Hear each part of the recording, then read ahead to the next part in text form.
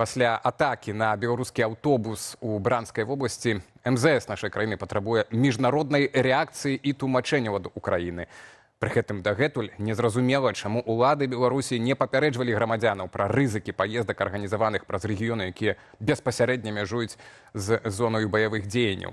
Палітычная спрэчка вакол трагедыі працягвае набіраць абароты. Беларускі бок настойвае на версіі пра украінскі дрон і ўжо даручыў данесці сваю пазіцыю да міжнародных арганізацыяў. У Кіеве ж сваю датычнасць адмаўляюць і заяўляюць пра гатоўнасць удзельнічаць у расследаванні. На гэтым фоне СБУ апублікавала дакумент, які паводле украінскага боку ставіць пад сумнеў сам факт прысутнасці украінскіх беспілотнікаў у ваколіцах інцыдэнту. А Лукашенко, у адрозненні ад заяваў МЗС, заклікае не спяшацца з высновамі і гаворыць пра неабходнасць высветліць праўду. Пра што сапраўды ідзе гаворка? Пра ўдар украінскага дрона, магчымую правакацыю або чарговы прыклад таго, як вайна ўсё бліжэй падыходзіць да межаў Беларусі. Абмяркуем гэта з палітычным аналітыкам Ігорам Ташкевічам. Вечар добры вам, спадару Ігар. Добрый вечер. МЗС патрабуе міжнароднага асуджэння Украіны за гэты нібыта інцыдэнт, а Лукашенко кажа, што трэба дачакацца праўды і не спяшацца з высновамі. Чаму мы бачым такую розніцу ў танальнасці з Менску? Гэта для розных аўдыторыяў, ці розныя задачы, ці проста левая рука не ведае, што робіць правая ў гэты крызісны час? Беларускія ўлады станам на сёння на расцяжкі, дэ-факта. Таму што гэтая трагедыя, яна шмат у чым робіць вельмі складанай магчымае развіццё альбо магчымае з'яўленне нейкіх практычных кансультацый між Менскам і Кіевам, без якіх і пытанне поствайны да канца не вырашаецца, пазіцыянаванне Беларусі, і пытанне у тым ліку некага балансавання альбо атрымання альтэрнатыўных магчымасцяў, альтэрнатыўных, маю на ўвазе эканамічна залежыць ад Расіі, магчымасцяў і па экспарту, і проста па эканамічнай супрацы. Не кажучы ўжо пра частковую палітычную изоляцию, маю на ўвазе ад краінаў Еўрапейскага Саюза. Таму для афіцыйнага Менска гэта украй невыгадны інцыдэнт, для Кіева таксама. З тых же самых рэзонаў, таму што рана ці позна, але пэўная камунікацыя мусіць адбыцца. Менавіта таму, скажем так, і Лубенец адразу звязаўся з Рэспублікай Беларусь. Лубенец гэта амбудсмен. Так, амбудсмен, толькі для аўдыторыі скажу, гэта украінскі амбудсмен. Гэта паўнаважны Верховнай Рады па правах чалавека. Менавіта таму, скажем так, украінскія, у тым ліку афіцыйныя асобы з боку сілавых структур таксама зрабілі свае заявы. Што гэта само было? Зараз, напрыклад, ёсць на кадрах момант удару. Я вельмі настойліва рэкамендую аўдыторыі канала паглядзець на характар пашкоджанняў ад украінскіх удараў. Калі мы гаворым пра адлегласць 70 і болей кіламетраў, гэта звычайна дроны Middle Strike. Гэта азначае, што гэта беспілотны летательны апарат з нагрузкай прыблізна ад кілаграма і болей в трацілавым эквіваленце выбуховага рэчыва. Прашу прабачэння, кілаграм, калі на цывільны аўтобус, вы разумееце, што в такім выпадку пашкоджанні на парадак большыя будуць. Паглядзіце, што адбываецца на трасе, якая вядзе ў Крым сухапутнай. Калі казаць пра далекабойны, тым болей. І Middle Strike і далекабойныя, яны фактычна фіксуюцца сістэмай супрацьпаветранай абароны Расійскай Федэрацыі. Не збіваюцца, але фіксуюцца.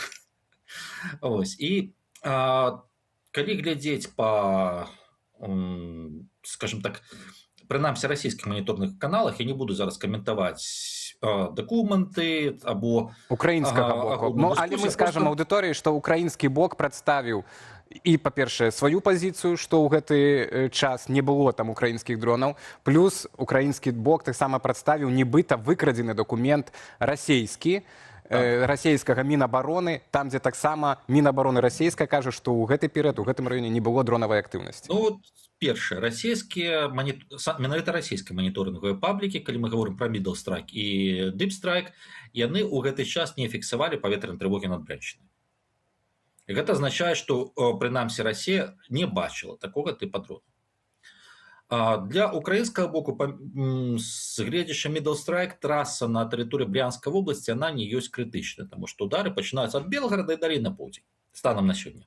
Гэта не азначае, што гэта траса далей не будзе пад ударам. Будзе. Таму, прынамсі, выкарыстанне такого дрона вельмі дзіўна, ну і плюс ад такога дрона нават з кілаграмам выбухоўкі, тое, што паказвае сітуацыя па поўдні Украіны, па так званым сухапутным каридору, застаюцца рэшткі, калі гэта беспілотнік самалётнага тыпу. Каб проста разнесла, выбухоўкі мусяць быць значна болей. Варыянт другі, што ляцеў нейкі беспілотнік і, ну, па-першае, для FPV-дронаў гэта занадта далёка. Тэарэтычна можна вельмі моцна зменшыць карысную нагрузку, каб ён залецеў там на 45-50 кіламетраў. Ну, але гэта ўсё адно не мэтазгодна. Ёсць яшчэ варыянт, калі гэта дроны, скажем так, малай сілы, гэта калі FPV-шкі невялічкія скідваюцца з дрона маткі. І яны Так званая Баба-Яга. Ну, гэта альбо Баба-Яга, альбо той же самый Firepoint, які мусіць ляціць, ён просто скідвае некалькі FPV-шак, якія приземляюцца на зямлю, радыёканал ёсць, і яны просто фактычна покруць беспілотнік матка наверсе. Яны фактычна ў рэжыме чакання. Тады так тэарэтычна гэта маламагутна. Але пытанне зноў-такі, гэта мусіць быць беспілотнік, які вісіць дзесьці ў небе раз. Другое, гэта, ну, калі гэта маламагутны заряд, то ў такім выпадку рэшткі самога апарата яны ёсць. Таму вельмі дзіўным выглядае сам факт і характар пашкоджання. Ну, яшчэ раз, знаходзячись тут, ну, я крышку бачу вынікі пашкоджання і як з украінскіх маніторных каналаў, так і з расійскіх. Ну, калі б гэта рэальна баявы дрон, яны былі б на парадак больш. А ці гэта разумее Лукашенко, калі вось ён кажа, што давайце не спяшацца, разбярэмся ў сітуацыі і супраць нас, магчыма, рыхтуюць правакацыю, каб уцягнуць вайну, калі ён так кажа, каго ён мае на ўвазе? Ну, давайте так, калі правакацыя, то, у прынцыпе, стварэнне вось сітуацыі, якая пагаршае магчымасць адносін альбо магчымасць кантакту на украінскім полі, я думаю, вы разумееце, гэта на карысць Расійскай Федэрацыі. Папярэднія заявы Лукашэнкі міратворчыя, дзе ён там у тым ліку абяцаў калі-небудзь расказаць, што адбываецца, гэта таксама таму сведчанне. Для Расіі выгадна якраз такі як мага большая канфліктнасць афіцыйнага Мінску. Гэта з пункту гледжання Расійскай Федэрацыі, наколькі гэта выгадна. З пункту гледжання стварэння вот умоўна кажа, такога выпадку, ну, таксама, чаму б не. І тут вельмі цікава пазіцыя беларускага МЗС. Таму што я хочу нагадаць, што 24 лютага 22 года беларускі МЗС адразу выступіў з заявай, што мы просім устрымацца ад паездак в Украіну, ну, таму, што там, маўляў, ёсць небяспека. Гэта нармальная практыка для любога міністэрства замежных спраў, што папераджаць сваіх грамадзян, што не варта ехаць у зону канфлікта, у зону вайны, у зону баявых дзеянняў. Таму што гэта гульня са смерцю. У выпадку з Расійскай Федэрацыі, нават калі па Расіі пачало прылетаць, беларускія афіцыйныя асобы вельмі доўга ад гэтага ўстрымліваліся. Нарэшце, учора МЗС набраўся смеласці і выдаў сваю заяву, гэта яшчэ да сённяшніх, дзе два апошніх абзацы, перадапошні быў наконт патрэбы, скажем так, выконваць правілы перавозкі і арганізацыі групавых паездак, і апошні гэта ўстрымацца ад візіта ў зону канфлікту і ў зону баявых дзеянняў. Краіну не называлі. Ну, тому што сказаць, што па Расіі прилетае, шановны беларус, не едьце, калі ласка, ў Расію, а як же так звана саюзнае государство? І вот зараз менавіта тут на расцяжку, тому што, яшчэ раз, учорашняя заява, яна была адэкватнай, і гэта тое, што МЗС мусіла зрабіць яшчэ, ну, пару год таму. Вось, але і зараз зноў-такі такая ж сама расцяжка афіцыйна Мінску. З аднаго боку, ні Киев, ні Мінск не хочуць паглыбляць канфлікт між сабою. З другого боку, калі гэта ці расійскі след, ці расійскі фактар, нейкім чынам папярэдзіць грамадзянаў патрэбна, але рабіць гэта рэзка, рабіць гэта ў фармаце нерэкамендаваных візітаў у Расію, гэта азначае раз'юшаць Пуціна. І вот такая вот расцяжка, што страшна з усіх бакоў. Таму і абсалютна розныя заявы. І мы бачым цану такой палітыкі, вось этой замоўчвання, так, перад уласнымі грамадзянамі, рызыкі іх бяспекі. Цана гэтай палітыкі гэта як мінімум смерць жанчыны, так, двое дзетак. Ну, давайте так, што гэта, прашу прабачэння, што перабіваю, на жаль, гэта мусіла адбыцца. Потому что для России вельмі выгодна зацягваць цывільных, асабліва беларусаў, у зоны рызыку. Давайте поглядим на дзейнасць, умоўна кажучы, там розных паломніцкіх цэнтраў. Поехали по святым местам Крыма. Прошу прабачэння, в Крым прилетае. Гэта рулетка со смерцю. Якія святыя места? Артек, Ігор, спадар Ігор, Поездка в Артек, поездка в Геленджик. І даруйце, калі ласка, і калі гэтыя людзі, а у нас арганізацыі не такія багатыя, калі яны едуць па трасе на поўдзень уздоўж украінскай мяжы, якая сёння з'яўляецца фактычна асноўнай ракаднай дарогай для перакідання вайсковай тэхнікі, тут не трэба, каб пацэлілі менавіта па гэтым аўтобусе нечым яшчэ. Едзе побач вайсковая машына, допустим, с боекомплектом, в нее влетает дрон, начинается детонация. Я не хочу, скажем так, быть кепским пророком, але калі такое здараецца, то ў радыусе метру 50 тых, хто знаходзіцца, у іх вельмі вялікія шансы стаць трупамі. І калі беларускія дзяржаўныя арганізацыі вот так вот запрашаюць, альбо калі беларускае турыстычнае агентства кажа, давайте мы вам турчик продадим в Ялту, в Туапсе, в Новороссийск, прошу прабачэння, окей, для вас гэта магчыма грошы, для вас гэта магчыма просто таму, што так сказали. Але вы прадаеце тур для чалавека, яшчэ раз, на гульню са смерцю, на рулетку са смерцю.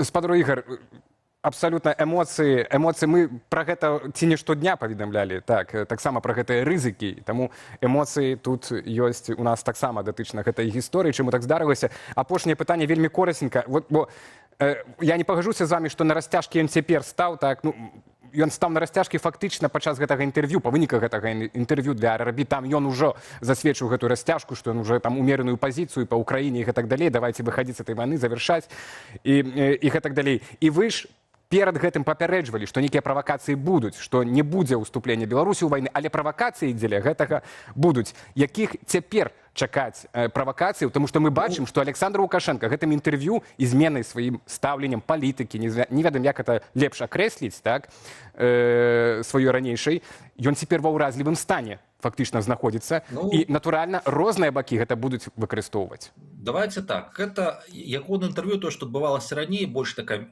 міратворчая рыторыка, гэта была спроба знайсці шляхі, не то што паразумення, а шляхі ўвахода в камунікацыю з суседзямі. Так это змянялось. І я казаў, што правакацыі будуць, гэта 10 красавік, пачатак траўня, калі актыўна ў украінскай прэсе, там ліку абмяркоўвалі пытанне магчыма ўварвання з боку Беларусі. І найбольш лагічным для Расійскай Федэрацыі, каб Лукашэнку зрабіць не рукапаціскаем, каб для ягонага атачэння зрабіць малаверагодным камунікацыю з суседзямі, гэта фактычна правакацыю, там ліку пад чужым сцягам. У дадзеным выпадку я памыляўся, таму што я лічыў, што гэта ўсё ж такі магчыма на мяжы. Але на мяжы нават на ваду дуюць, што украінцы, што беларусы, каб не было, скажем так, падобных інцыдэнтаў. Але вот зараз адбылася трагедыя з удзелам дзяцей. І, на жаль, афіцыйны Мінск хутчэй паспрабуе адносна мякка пры агрэсіўнай рыторыцы, якая падабаецца Маскве, але ў рэальнасці адносна мякка выйсці з гэтай сітуацыі. Але, на жаль, калі гэта атрымаецца, альбо калі будзе бачны вот такі шлях, верагоднасць наступных правакацый, яна ўзрастае шматкроць. І ў дадзеным выпадку, яшчэ раз, калі людзі ёсць непадалёк альбо ў зоне баявых дзеянняў, а зараз зона баявых дзеянняў, давайте паглядзім учорашнюю ранішнюю налёт на Маскву, даруйце, калі ласка, гэта 600-700 кілометраў у радыусе ад украінскай мяжы. І калі ёсць дастатковая колькасць беларусаў, дастатковая колькасць уразлівых катэгорый, гэта дзеці, гэта людзі з нейкімі хваробамі і так далей, якія знаходзяцца на гэтай тэрыторыі, адзінае, што могу сказаць, дай Бог, каб з імі нічога не здарылася.